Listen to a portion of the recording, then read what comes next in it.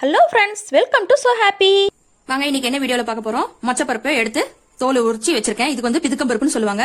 பிதுக்கம்பருப்பு குருமா வைக்க போறோம். அதுக்கு நான் இன்னைக்கு 1/2 கிலோ சிக்கன், 1/2 கிலோ பிதுக்கம்பருப்பு எடுத்திருக்கேன். வாங்க எப்படி செய்யறதுன்னு பார்க்கலாம். முதல்ல நான் இன்னைக்கு குக்கர்ல செய்ய போறேன். அடுப்பு பத்த வச்சுக்கோங்க. கடலை எண்ணெய் ஒரு 5 டேபிள் ஸ்பூன் சேர்த்திக்கோங்க. எண்ணெய் சூடேறட்டுங்க. எண்ணெய் சூடேறிடுச்சுங்க. இப்போ வந்து 2 பெரிய வெங்காயம் எடுத்து இந்த மாதிரி பொடி பொடியா நறுக்கி வச்சிருக்கேன். அது சேர்த்துக்கோங்க.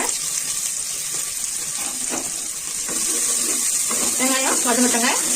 ஒரு 2 நிமிஷம் போல நல்லா வதக்கி விட்டுக்கலாம். இதுக்கு கொஞ்சம் தூள் உப்பு சேர்த்திக்கோங்க. அப்பதான் சீக்கிரம் வதங்கும். ஒரு 1/2 டீஸ்பூன் உப்பு சேர்த்திருக்கேன். பாருங்க, வெங்காயம் வதங்கி எடுத்து இந்த அளவுக்கு வதங்கி இருந்தா போதும். ரொம்ப சவக்க வதங்கணும்னு அவசியம் இல்லை. இந்த குருமாக்கு தேவையான அளவு இஞ்சி பூண்டு பேஸ்ட் நான் 1 டீஸ்பூன் எடுத்திருக்கேன். பச்சை வாசம் போற அளவு வதக்குவாங்க. ஒரு 10 செகண்ட் போல வதக்கிருந்தா போதும். பாருங்க, 10 செகண்ட் போல வதக்கி விட்ட பிறகு இப்ப நான் தக்காளி ஒரு 3 தக்காளி எடுத்து இந்த மாதிரி நல்லா நைஸா அரைச்சி வச்சிருக்கேன். புளிப்பா இருந்தா தக்காளி 3 தக்காளி போதும். புளிப்பு இல்லைன்னா ஒரு 4 பழம் சேர்த்திக்கோங்க. தக்காளி சேர்த்துட்டு கரம் மசாலா 1 டீஸ்பூன் சேர்த்திக்கோங்க. காரத்துக்கு நான் 3/4 டீஸ்பூன் தனி மிளகாத்தூள் சேர்த்துறேன். ஏன்னா ஏற்கனவே நான் சிக்கன்ல வந்து மிளகாத்தூள், உப்பு, கொஞ்சமா மஞ்சத்தூள் எல்லாம் சேர்த்து வச்சிருக்கேன், ஊற வச்சு வச்சிருக்கேன் பெரட்டி. பாருங்க, அதனால நான் காரம் கம்மியா தான் சேர்த்திக்கிறேன். இதுல இருக்கிற காரமும் இருக்கும். 1 டீஸ்பூன் போல மல்லித்தூள் சேர்த்திக்கோங்க. நல்லா வதக்கி விடுங்க. இது பச்சை வாசம் போற அளவுக்கு வதங்கட்டோங்க. இது வந்து 1 நிமிஷம் போல நல்லா வதக்கிக்கலாம். பாருங்க, மசாலா எல்லாம் ஒண்ணு போல சேர்ந்து வந்துருச்சு. நல்லா இது ஒரு 5 தடவை நல்லா சிக்கனை கழுவிட்டு, எலும்பு இல்லாத சிக்கனை எடுத்திருக்கேன். நல்லா கழுவிட்டு உப்பு மஞ்சத்தூள் போட்டு மிளகாத்தூள் எல்லாம் போட்டு நல்லா பெரட்டி வச்சிருக்கேன். சிக்கன் வந்து ஒரு 1/2 கிலோ. இதையும் சேர்த்து நல்லா கலந்து விட்டுறலாம். இது 1 நிமிஷம் போல இப்படி கலந்து விட்டுருங்க. சிக்கன் சேர்த்து 1 நிமிஷம் போல வதக்கியாச்சு. இப்ப நான் இந்த பிதுக்கம்பருப்பு எடுத்து வச்சிருக்கேன், அதையும் சேர்த்திக்கோங்க.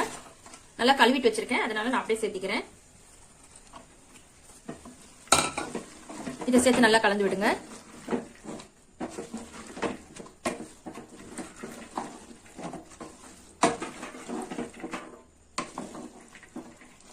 நல்லா கலந்து விட்ட பிறகு இப்ப நம்ம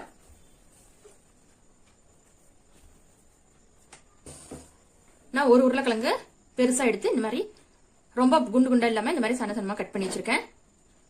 அதை சேர்த்திக்கோங்க.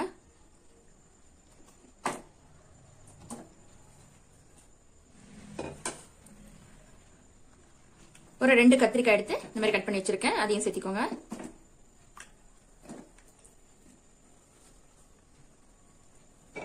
இப்ப நல்லா கலந்து விட்டுறலாம். இத பாருங்க, நல்லா எல்லாம் கலந்து விட்டாச்சு. இப்ப வந்து நான் 1/2 மூடி தேங்காய் எடுத்து நல்லா நைஸா பேஸ்ட் மாதிரி அரைச்சி வச்சிருக்கேன், அதை சேர்த்திக்கோங்க. சேர்த்துட்டு தேங்காய் அரைச்ச தண்ணியை எடுத்து வச்சிருக்கேன்.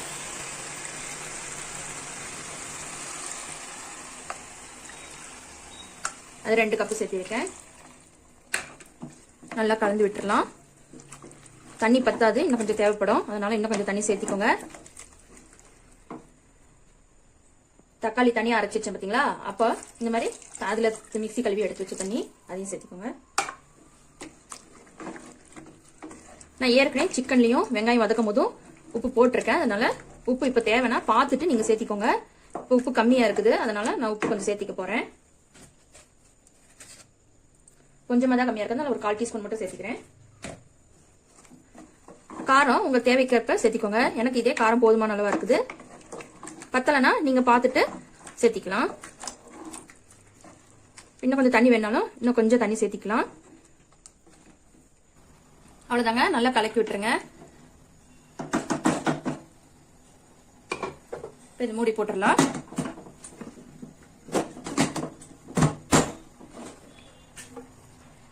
வெயிட் போட்டுட்டு ஒரு 2 விசில் வந்தா போதுங்க.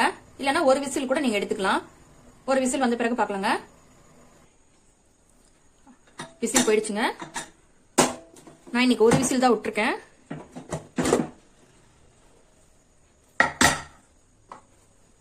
அவ்வளவுதான், நல்லா வெந்து வந்திருக்குது. இங்க பாருங்க, பருப்பு இந்த அளவுக்கு வெந்திருந்தா போதும். நீங்க ஒரு விசில் விட்டா கூட போதும். அவ்வளவுதான், நம்மளுடைய குருமா ரெடி ஆயிடுச்சு.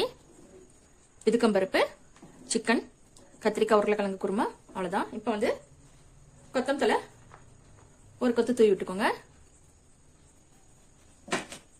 நல்லா கலந்து விட்டுடலாம். இது வந்து சப்பாத்திக்கு, தோசைக்கு, இட்லிக்கு, சாதத்துக்கு எல்லாத்துக்கும் இந்த குருமா நல்லா இருக்குங்க. நீங்களும் செஞ்சு ட்ரை பண்ணி பாருங்க. இந்த வீடியோ உங்களுக்கு பிடிச்சிருந்தா லைக் பண்ணுங்க, ஷேர் பண்ணுங்க, கமெண்ட் பண்ணுங்க. மறக்காம நம்ம சோ ஹாப்பி சேனலை சப்ஸ்கிரைப் பண்ணிடுங்க. தேங்க்யூ.